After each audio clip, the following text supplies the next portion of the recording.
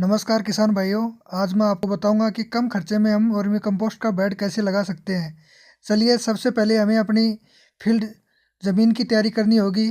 ज़मीन की तैयारी हम इस प्रकार करें कि हमारा एक हिस्सा ज़मीन का ऊंचा हो और दूसरा हिस्सा थोड़ा ढलान में हो, जो आपको इस वीडियो में दिखाई दे रहा है। मैं जिस प्रकार ज़मीन की तैयारी कर रहा हूँ, आपको भी उसी प्रकार तैयारी करनी है, क्योंकि यह बहुत ही कम खर्चे में की गई तैयारी है। सबसे पहले हमें अपने पास जैसे भी ईंट हैं, खोरिए हैं, उनको लगाना होगा। उन सभी को आप लंबाई कितनी भी दे सकते हैं, लेकिन चौड़ाई कम से कम दें। कम से कम का मतलब, मेरा कहने का मतलब ये है कि 3 या 4 फुट से ज़्यादा चौड़ाई नहीं दें। लंबाई आप अपनी आवश्यकता के अनुसार कितनी भी दे सकते हैं, 10 फीट, 15 फीट, 20 फीट। मैं यहाँ ये जो बेड लगा रहा हूँ, ये बेड 12 बाई 3 के हैं, जो आपको दिखाई दे रहे हैं। इस प्रकार आपको सभी प्रकार की सभी ईंटों को लगाना होगा।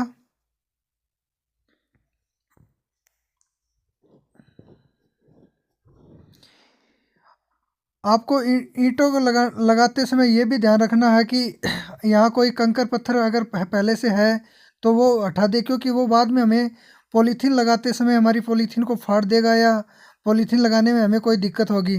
तो इसलिए जो भी है वो पहले हटा दें और अच्छी तरह ईंटों को लगा दें। ईंटों को लगाने का यह है कि इसमें हमारा सबसे कम खर्चे पर वर्मी कंपोस्ट का प्लांट लगाया जा सकता है।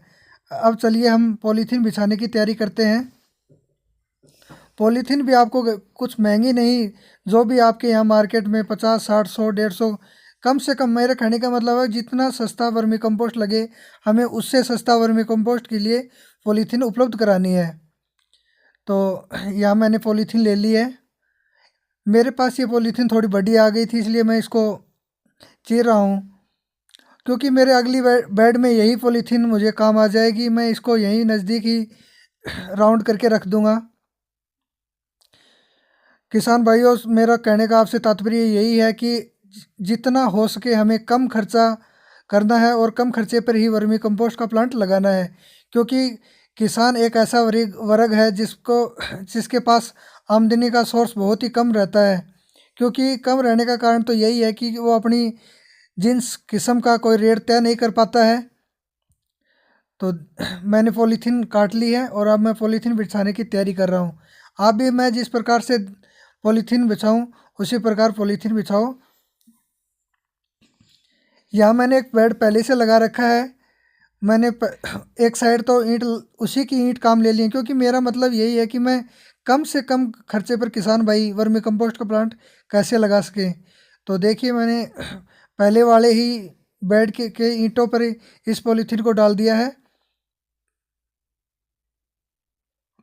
आप भी इसी प्रकार पॉलीथीन को डालें, क्योंकि इससे यह होगा कि आपको एक साइड की ईंट की बचत हो जाएगी। और आप नया बेड लगाना चाह रहे हैं तो आपको चारों तरफ 3 3 फुट, या लंबाई आपकी 10 है, 12, 15, ये तो आपको पहली बार तो आपको लगानी ही पड़ेगी। देखिए, और साइड में मैंने पॉलीथीन को राउंड कर लिया है, क्योंकि मैं अगली बार जो बेड लगाऊंगा मैं इसी पॉलीथीन को बिन कटे अगले बेड के लिए डाल लूँगा।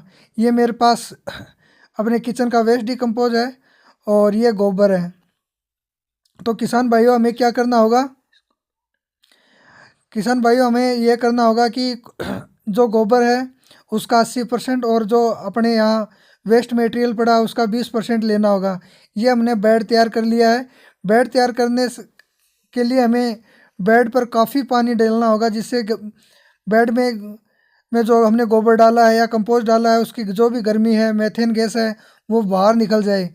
ये गैस बाहर निकालने का कारण यही है क्योंकि हमारे जो केंचुए हैं वो इस गर्मी को सहन नहीं कर पाएंगे और गर्मी के कारण मर जाएंगे। इसलिए मैंने गोबर डालते डालते समय मैं आपको दिखा नहीं पाया। पहले भी मैंने पानी डाला था और अब भी मैं पानी डाल रहा हूँ। किसान भाइयों, आपको मैं एक बार फिर बता देता हूँ कि पानी आप ज़्यादा रफ्तार में ना डालें। मैंने भी यहाँ वॉल को कम ही खोल रखा है, क्योंकि धीरे धीरे हम पानी डालेंगे तो इसका एक फ़ायदा ये है कि हमारा गोबर बह के नीचे की साइड में नहीं जाएगा और हमारा पानी का बहाव भी ज़्यादा नहीं होगा। इससे हमें पानी की भी बचत हो जाएगी और हमारा काम भी ज़्यादा बिखरेगा नहीं। तो मैं जिस प्रकार पानी डाल रहा हूँ हो सके तो आप भी उसी प्रकार पानी डालना। ऊंचाई के लिए किसान भाइयों आपको ये सोच रहे होंगे कि लंबाई और चौड़ाई तो बता दी है, तो मैं ऊंचाई भी आपको बता दूं। ऊंचाई आप अपनी ये है कि कम से कम 2 फीट या 3 फीट करें, 3 फीट से ज़्यादा आप ऊंचाई नहीं करें।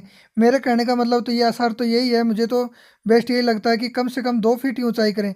ये हमने केचुआ खाद के लिए नर्सरी टाल रखी है और इसी से मैं केचुआ तैयार करता हूँ। किसान भाइयों, मैं केचुए का ज़्यादा पैसा खर्च नहीं करके क्या करता हूँ कि जो भी मेरे पास अंडे होते हैं उनको एक करेटों में डाल देता हूँ, अंडों को डाल छाँट छाँट के, और वही करेटों में से 15 या 20 दिन में कुछ इस प्रकार से केचुए तैयार हो जाते हैं। और इन्हीं केचुओं को मैं अपने वर्मी कंपोस्ट बेड पे डाल देता हूँ, जो मुझे 50 से 60 दिन में अच्छी से अच्छी खाद तैयार करके दे देते हैं। देखिए मेरे केचुओं की साइज़ देखिए, जो अंडों से प्राप्त की है, कितनी बढ़िया। दोस्तों ये केचुए हैं, ये आइसिनिया फेटिंडा कंपनी के हैं, जो अमेरिकन वैरायटी है। ये वैरायटी का हमें एक फ़ायदा ये है कि ये वैरायटी रात और दिन, मतलब मेरे कहने का है 24 घंटे काम करती है। देखिए कितनी सुनहरी पिंक रेड कलर की वैरायटी है।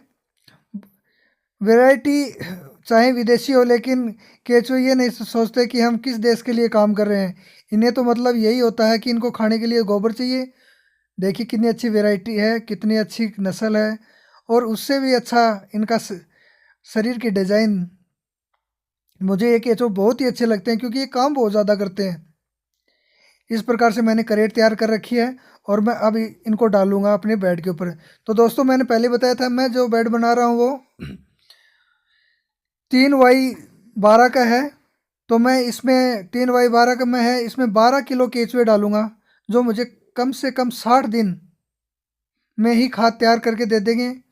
और इस समय थोड़ा सर्दी का टाइम चल रहा है, इसलिए 60 से 65 70 दिन भी लगा सकते हैं, लेकिन मेरे अनुमान तो यही है कि ये 45 से 60 दिन के बीच मुझे वर्मी कंपोस्ट जो चाय पत्ती जैसी होती है वो तैयार करके दे देंगे। देखिए मैंने आपको बताया था डालने से पहले पानी देना बहुत ही ज़रूरी है, क्योंकि कंपोस्ट गोबर में जो गैस है वो बाहर निकल जाए।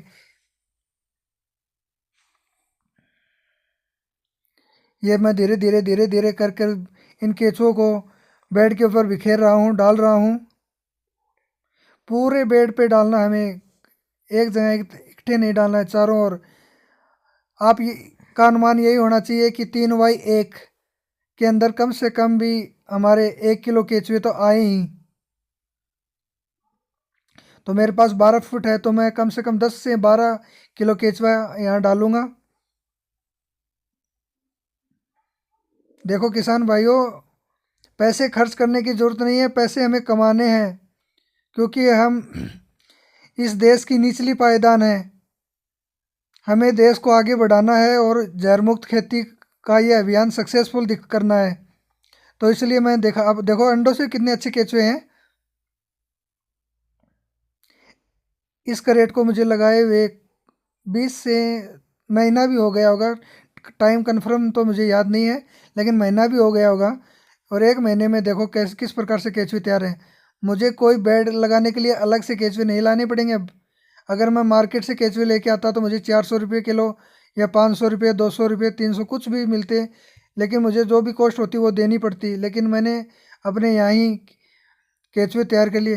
दोस्तों मैं आपको एक बार फिर, किसान भाइयों, अब मैं आपको एक बार फिर बता देता हूँ कि हमें क्या करना है कि जब भी, अगर आप भी केचुए की नर्सरी लगाएं तो उसमें नारियल की जो कोकोपीट होती है ना, वो अब से डालें।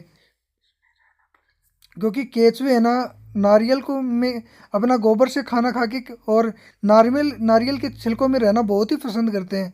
तो मैंने क्या किया, इनको मैं नारियल डाल दिया। देखो आप भी दिखाई, आपको भी दिखाई दे रहे होंगे कि ये गोबर में कम है, नारियल में ज़्यादा है। क्योंकि मुझे तो नर्सरी बनवानी थी, लगानी थी, मुझे तो कोई खाद तो तैयार करवानी नहीं थी इनको, इनसे खाद तो अब तैयार करवानी है। अब इनको लगा दिया मैं वर्मी कंपोस्ट बेड पर।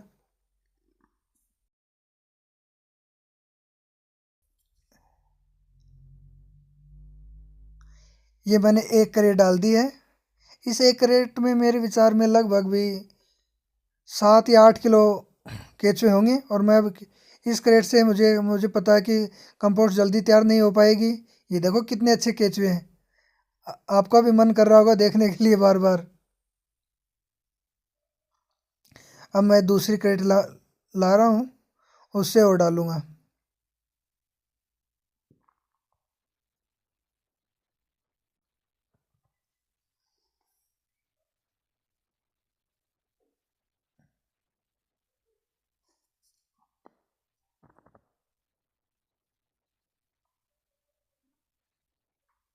देख देखिए कोकोपीट को इनको छोड़ने का मन ही नहीं कर रहा। ये मेरी दूसरी क्रेट ला रहा हूँ मैं, और ये अभी इसके ऊपर डालूंगा। तो मेरे अनुसार ये है कि पहले वाले में लगभग 7-8 किलो हैं, या दोनों के मिलाकर कम से कम 12 किलो केचुए तो मेरे पास हो ही जाएंगे, और मैं इन दोनों को ही डाल रहा हूँ ऊपर। आप भी ये बेड बनाओगे तो ये कम से कम 45 से 60 दिन में तैयार हो जाएगा। और आप इसमें अगर मान लीजिए आप 10 किलो के केचुए डाल रहे हैं, तो ये केचुए डबल हो जाएंगे।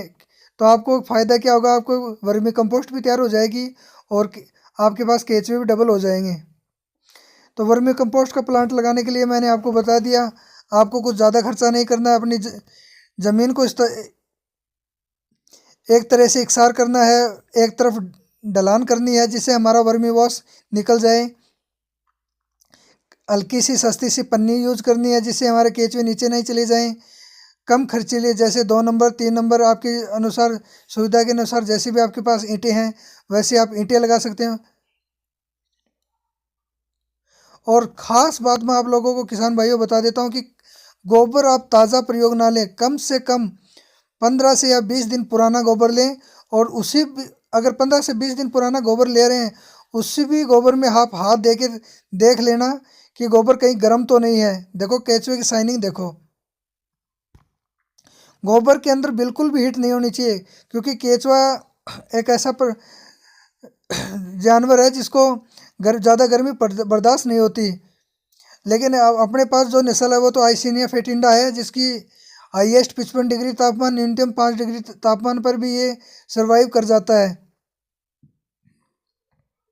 ये मैंने पूरे केचुए डाल दिए हैं, और केचुए डालने के बाद मैं इन पर फिर से एक बार पानी डाल रहा हूँ, जिससे क्या कि कोई केचुआ ऊपर है तो वो पानी से होकर अंदर चला जाए और अपना काम स्टार्ट कर दे। और इस सारी प्रक्रिया करने के बाद पानी अब से डालें, और पानी डालने के बाद आप इनको ऊपर से ढक दें। ढकने का कारण ये है कि केचुआ एक ऐसा है जानवर है जो अंधेरे में ही काम करता है।